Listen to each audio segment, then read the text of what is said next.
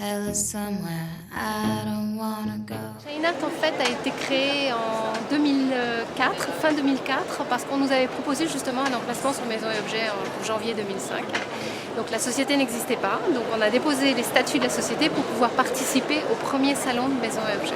Je parle chinois, ça fait 30 ans que je vais en Chine, donc c'est un petit réseau et c'est vrai que chaque voyage, en fait, par l'intermédiaire d'amis qu'on a sur place, on rencontre de nouveaux artistes et à chaque fois c'est un coup de cœur. En fait, on travaille avec des gens qu'on aime. Alors les produits qu'on vend par rapport justement au Made in China, c'est que nous c'est du Made in China, mais du Made in China cher parce que c'est des produits de créateurs. Et par exemple pour les sacs, ça va être aux alentours de 100-150 euros. Après on peut avoir des petits porte-clés aux alentours de 20-25 euros.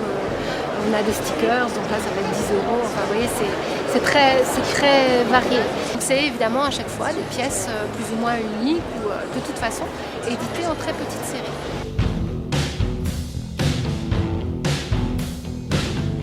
Take a box and we'll hold each other's hand. Derrière le produit, il y a une histoire. Il y a l'histoire d'une personne, il y a l'histoire d'un peintre ou d'un styliste ou d'un fashion designer. On communique sur ce créateur. Donc nos collections sont toujours introduites sur le marché occidental avec le nom du designer. Si on a la possibilité sur le site, on explique qui est le designer, son parcours, son origine, etc.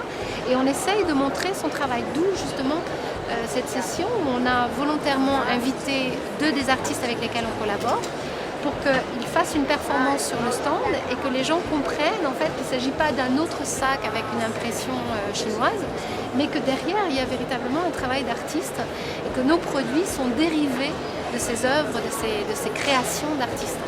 On a surtout envie de faire partager notre passion et de faire comprendre aux Occidentaux ce qu'est la Chine aujourd'hui. Parce que je pense qu'effectivement la Chine fait peur et que malheureusement on a, de par les médias ou par que ce soit les journaux, les articles dans la presse, etc., ou les reportages à la télévision, on a une vision assez faussée en fait, de la Chine.